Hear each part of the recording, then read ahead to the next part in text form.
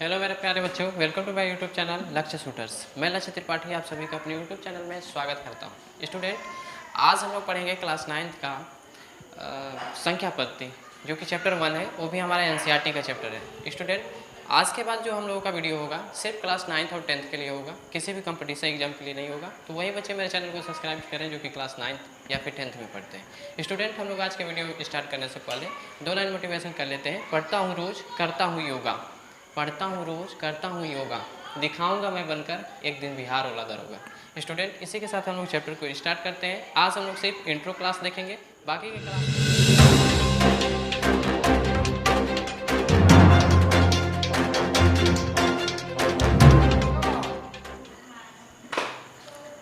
चलिए class start करते हैं। आज हम लोग क्लास 9th का चैप्टर 1 है। एनसीईआरटी बुक से जो भी हम पढ़ाएंगे, अभी फ़िलहाल एनसीईआरटी बुक पढ़ाया जाएगा और ये चैप्टर 1 है जिसका नाम है हमारा संख्या पद्धति। अगर इंग्लिश में बात करें तो इसी चैप्टर का नाम है नंबर सिस्टम। ठीक है स्टूडेंट, देखिए आज हम लोग अब जो क्लास हम लोगों का होगा डेली, वो क्लास 9th का और 10th का, और ज़्यादा कोशिश किया जाएगा कि क्लास 11th 12th का भी हो। लेकिन अभी जो हम लोग करेंगे, हम लोग किसी कंपटीशन का तैयारी नहीं करेंगे, बल्कि हम लोग क्लास का कवर किया जाएगा। ठीक है, क्योंकि हमारे कमेंट बॉक्स में आया हुआ था कि क्लास 9 10th का भी पढ़ाइए। चलिए स्टार्ट करते हैं हम लोग क्लास 9th का। क्लास 9th में मैथ का बुक से, एनसीईआरटी बुक से पहला चैप्टर है जिसका नाम है संख्या पद्धति। स्टूडेंट, इस वीडियो में हम लोग सिर्फ उस चैप्टर के परिचय के बारे में जानेंगे कि उस चैप्टर में क्या दिया है, क्या हमें जानना है, उसके बारे में जानेंगे। उसके बाद वाला जो मैं वीडियो बनाऊंगा प्रत्येक का एक्सरसाइज के रूप में बनाऊंगा। मतलब कहने का है कि पहले में मैं बना दूंगा एक्सरसाइज 1.1, उसके बाद बना दूंगा 1.2, ऐसे करके बनाऊंगा और पूरा वीडियो का मैं प्लेलिस्ट दे दूंगा, उसमें से आप लोग जाकर देख सकते हैं। ठीक है, आइए हम लोग स्टार्ट करते हैं संख्या पद्धति को। देखिए उसमें हमने बोला कि इंट्रो क्लास पढ़ लिया जाएगा कि आखिर जो नंबर सिस्टम होता है क्या है, उसमें क्या पढ़ना है, क्या जानना है, इसके बारे में। तो सबसे पहले देखिए नंबर सिस्टम की यदि बात होती है तो उसमें जानना हमें क्या रहता है, नंबर के बारे में कि आखिर ये कौन से कितने प्रकार के नंबर होती हैं, क्या क्या होता है, उसका मतलब क्या है। तो सबसे पहले स्टार्ट करते हैं हम लोग, नंबर कितने प्रकार की होती हैं। तो बहुत प्रकार की होती हैं, जिसमें मैं डिटेल से पढ़ाने जा रहा हूँ। देखिए सबसे पहले मैंने लिखा हुआ है प्राकृतिक संख्या। मतलब देखिए स्टूडेंट, नेचुरल नंबर किसको कहते हैं। सबसे पहले तो नेचुरल नंबर को n से प्रदर्शित किया जाता है। प्रदर्शित करने का मतलब कि जो डिनोट किया जाता है, जो दिखाया जाता है, उसको n से दिखाते हैं। और वैसी संख्या, वह संख्या जो 1 से लेकर अनंत तक होती है, उसी को हम लोग कहते हैं नेचुरल नंबर। अब देखिए आपको कन्फ्यूजन होगा कि सर आपने कैसे कह दिया कि जो नेचुरल नंबर होता है 1 से अनंत होता है, जबकि 1 से 9 ही तो होता है नेचुरल नंबर ना। नहीं स्टूडेंट, ऐसा बात नहीं है। देखिए मेन क्या है, जो भी काउंटिंग नंबर होता है वो नेचुरल नंबर होता है। याद रखिएगा, जो भी काउंटिंग नंबर मतलब जो नंबर गिना जाता है उसी को हम लोग कहते हैं नेचुरल नंबर। जैसे फॉर एग्जांपल में अगर मैं आपसे बात करूं तो एग्जांपल में हो जाएगा 1 2 3 4 5 etc। अब स्टूडेंट याद रखिएगा, जीरो हमारा रेशनल नंबर नहीं होता है, यानी जो जीरो है वो प्राकृतिक संख्या नहीं होती है। आगे बात करते हैं, दूसरा हमारा आता है पूर्ण संख्या। यानी पूर्ण संख्या को हम लोग डिनोट किससे करते हैं, तो W से करते हैं, जिसको कि हम लोग इंग्लिश में होल नंबर कहते हैं। अब देखिए यह संख्या कौन सी होती है, तो यह संख्या 0 से लेकर अनंत तक होती है। अब कहेंगे कि सर आपने इसमें भी कह दिया अनंत तक। हाँ स्टूडेंट, लेकिन जो होल नंबर होता है, यानी जो कह सकते हो कि पूर्ण संख्या होती है, उसमें क्या होता है कि 0 इंक्लूड रहता है।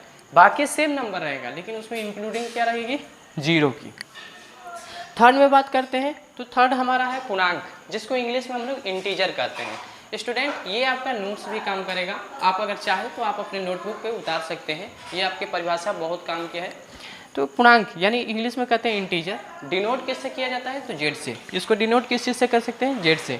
सभी पूर्ण संख्या 0 के बाएं ऋणात्मक एवं दाएं धनात्मक पूर्णांक बनाती हैं। अब देखिए कोई अगर आपसे पूछे कि स्टूडेंट बताओ ऋणात्मक किसको हम लोग पूर्णांक कहते हैं, तो बताइएगा कि देखिए जो पूर्णांक हमारा होता है एक नंबर लाइन पर रिप्रेजेंट रहता है, जिसपे कि 0 1 2 3 4 रहता है और एक साइड में -1 -2 -3 ऐसे करके रहते हैं।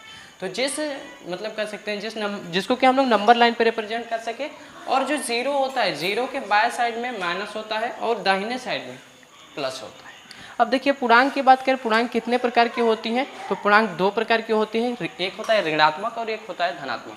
देखिए ऋणात्मक के आगे माइनस होगा और धनात्मक के आगे प्लस होगा।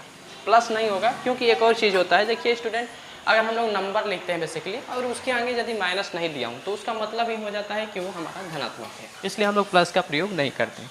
अब आते हैं आगे, तो हमने लिखा हुआ है भाज्य संख्या किसे कहते हैं, सॉरी अभाज्य संख्या किसे कहते हैं, जिसको कि हम लोग ऑड नंबर इंग्लिश में बोलते हैं। देखिए ऑड को डिनोट किया जाता है ओ से, और वह संख्या जो एक से वह स्वयं के अलावा किसी और से विभाजित न हो, मतलब कहने का है कटे न, सिर्फ याद रखिएगा वह संख्या जो एक से और स्वयं से विभाजित हो बशर्ते किसी और संख्या से विभाजित नहीं होती है, उसको कहते हैं अभाज्य संख्या। यानी ओड नंबर उसको कहा जाता है जो सिर्फ एक से कटे और खुद से कटे। जैसे इसका भी एग्जांपल देख लो स्टूडेंट, इसका दे सकते हो 2, 3, 5, 7, ये सभी संख्याएं क्या है 1 से कट जाएंगी और खुद से कटेंगी, उसके अलावा किसी और टेबल से नहीं कटती हैं।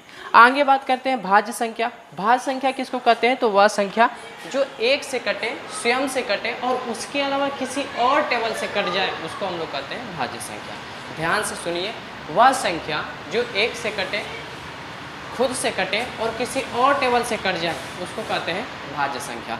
इसका एग्जाम्पल क्या अगर हम बात करें, जैसे मतलब एग्जाम्पल कहने का उदाहरण अगर दें तो इसमें क्या दे सकते हैं, 4 दे सकते हो, 6 दे सकते हो, 8 दे सकते हो, 10 दे सकते हो और क्या 12 दे सकते हो, मतलब ये सभी क्या है इवन नंबर। चलिए स्टार्ट करते हैं। अगला हम लोगों का है परिमेय संख्या। परिमेय को इंग्लिश में बोलते हैं रेशनल नंबर। अब देखिए रेशनल नंबर जो होते हैं उसको डिनोट कैसे किया जाता है, तो आर से किया जाता है। अब मैंने इसलिए लिखा यहाँ पे नहीं है क्योंकि मैं यहाँ पे जो है वास्तविक संख्या उसको भी बोलूँगा कि आर से डिनोट किया जाता है, इसलिए मैंने वहाँ पे आर नहीं लिखा। लेकिन याद रखिएगा इसको भी हम लोग अगर ज़्यादा माने तो कह सकते हैं कि आर से डिनोट किया जाता है। ठीक है, परिमेय संख्या कहते किसको है, तो इन संख्याओं को P/Q के रूप में लिखा जाता है जहाँ Q 0 के इक्वल नहीं होता है। यानी याद रखिएगा कि परिमेय संख्या कहते किसको है, अगर कोई ये पूछता है तो उसको कहते हैं जो कि P/Q के रूप में लिखा जाता है और जहाँ पे Q जो होता है 0 के इक्वल नहीं होता है। एक और चीज़ मैं अगर खासतौर से आपको बात बताऊं, कुछ लोग होते हैं जो कि आपसे या फिर कह सकते हैं कि आपके क्लास का एक्सरसाइज 1.1 में दिया हुआ है कि क्या 0 रेशनल नंबर है, तो कहिएगा हाँ है। क्यों है वो भी बता देता हूँ। देखिए हमने यहाँ पे लिखा हुआ है कि वह संख्या जो P/Q के रूप में रहे और 0 Q = 0 ना हो। तो अगर आपसे पूछा है कि क्या 0 है तो 0 के नीचे 1 लगा दीजिए ना, 0 के नीचे 2 लगा दीजिए। देख लीजिए जो Q है 0 के बराबर नहीं है, इसके कारण इसको हम लोग कह सकते हैं कि नहीं ये हमारा रेशनल नंबर है या फिर परिमेय संख्या है। उसके बाद आते हैं तो होता है अपरिमेय संख्या। अपरिमेय संख्या किसको कहते हैं, ऐसे अगर बात करें तो इंग्लिश में बात करें तो अपरिमेय को हम लोग बोलते हैं इरेशनल नंबर। इसमें है कि इन संख्याओं को हम P/Q के रूप में नहीं लिख सकते हैं। क्यों नहीं लिख सकते हैं, अब ये सवाल उठता है। तो इसलिए नहीं लिख सकते क्योंकि ये कटता ही नहीं है, मतलब इसका जो शेष होगा आगे बढ़ता जाएगा, आगे बढ़ता जाएगा, पॉइंट के बाद आता जाएगा, मतलब पुनरावृत्ति होने लगती है, एक के बाद एक के बाद एक के बाद एक के बाद, जिसके कारण इसको हम लोग नहीं लिख सकते हैं। अब अगला हमारा है वास्तविक संख्या। अब देखिए वास्तविक संख्या जो होती है उसको इंग्लिश में बोला जाता है रियल नंबर, और रियल नंबर को भी डिनोट किससे करते हैं, तो आर से करते हैं। अब देखिए सभी संख्याओं के संग्रह को हम लोग वास्तविक संख्या कहते हैं। अगर कोई ये आपसे पूछे कि वास्तविक संख्या कहते किसको है, तो कह दीजिएगा कि सपोज दैट मान लीजिए ये हमारा क्या है, बैग है। बैग का हिंदी होता है थैला, ठीक है, ये हमारा बैग है और बैग में कोई भी नंबर है 1 2 3 4 5 इनफाइनाइट, उसमें से वो जो इकट्ठा हुई है, जो कलेक्शन है, उसी को हम लोग कहते हैं वास्तविक संख्या या फिर इंग्लिश में कहते हैं रियल नंबर। अब देखिए मैंने यहाँ पे कुछ पॉइंट लिखा हुआ है कि वास्तविक संख्या और उनके दशमलव प्रसार क्या होते हैं, इसके बारे में जानते हैं। तो दशमलव प्रसार की अगर बात करें तो पहला हमारा दशमलव प्रसार आता है शांत। अब देखिए शांत किसको कहते हैं, यानी इंग्लिश में अगर इसको हम लोग शांत को बोले तो टर्मिनेटिंग कर सकते हैं, ठीक है। इसमें क्या होता है कि इस स्थिति में जो शेष होता है 0 हो जाता है। शेष को इंग्लिश की अगर बात करें तो रिमाइंडर कहा जाता है। वो जो रिमाइंडर होगा क्या हो जाता है, 0 हो जाता है। या फिर यहाँ पे ये भी कह सकते हैं कि वहाँ पे कुछ भी नहीं बचता है, उसको भी 0 कहेंगे। जैसे मान लीजिए अगर मैं मानूँ 4/16, देखिए तो इसको मैं 4 बार में 60 लिख दिया, इसको चाहे कट कर दूं चाहे 0 लिखूं, बात दोनों एक ही पड़ेगा। इसीलिए हमने लिखा हुआ है कि इस स्थिति में क्या होता है, जो हमारा रिमाइंडर होता है वो 0 हो जाता है। उसके आगे हमारा आता है अवसानी आवृत्ति। इसको क्या कहते हैं, तो इस स्थिति में शेष की पुनः अशांत आवृत्ति वृद्धि होती है। अशांत आवृत्ति वृद्धि का मतलब क्या होता है, देखिए आवृत्ति वृद्धि का मतलब होता है आना 1 0 1 0 1 1 1 0 0 ऐसे करके आना ही को ही हम लोग कहते हैं अशांत आवृत्ति, ठीक है। तो अवसानी आवृत्ति उसी को कहते हैं। उसके बाद हमारा आता है अनवसानी अनावृत्ति। इस स्थिति में जो शेष होता है अशांत अनावृत्ति की पुनरावृत्ति होती है। मतलब जैसे देखिए इसकी अगर बात करें तो इसमें मैं कह दूं कि जैसे मान लीजिए 0.5 आ गया, इसको कह सकते हैं हम लोग क्या आता है अवसानी आवृत्ति में।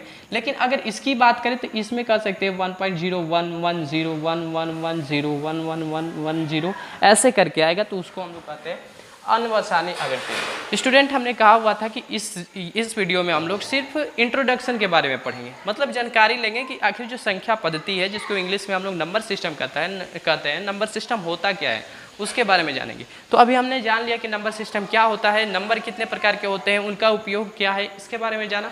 मैं आपको ये कह सकते हैं कि प्रॉमिस करता हूँ कि कल फिर से हम आएंगे, वीडियो बनाएंगे और हम कल से स्टार्ट करेंगे एक्सरसाइज 1.1। आपसे रिक्वेस्ट है कि आप कृपया करके अपना एक बार बुक रीडिंग कर लीजिएगा ताकि अच्छे से समझ में आए। दूसरा चीज़, आप इसको नोट्स बना सकते हैं, नोट्स पे उतार सकते हैं, अच्छे से उतारिएगा।